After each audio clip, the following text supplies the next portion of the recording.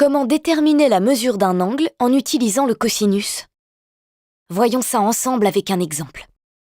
Voici un triangle ABC, rectangle en A, tel que le côté BC mesure 8 cm et le côté AC mesure 6 cm. Quelle est la mesure de l'angle ACB? Pour répondre à cette question, on va utiliser le cosinus de l'angle ACB. En effet, on cherche à déterminer la mesure de l'angle ACB et on connaît la longueur du côté adjacent à cet angle et la longueur de l'hypoténuse. On sait que le triangle ABC est rectangle en A. Par définition, dans un triangle rectangle, le cosinus d'un angle est égal au quotient de la longueur du côté adjacent à l'angle par la longueur de l'hypoténuse. Ici, le côté adjacent à l'angle ACB est le côté AC et l'hypoténuse est le côté BC. Donc, le cosinus de l'angle ACB est égal à AC sur BC. On réécrit l'égalité avec les valeurs connues.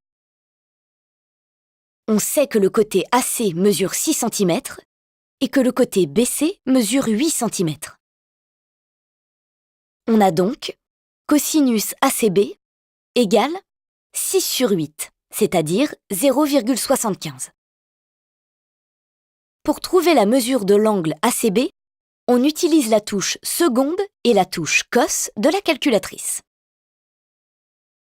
La mesure de l'angle ACB est égale à cos-1 de 0,75, c'est-à-dire environ 41 degrés.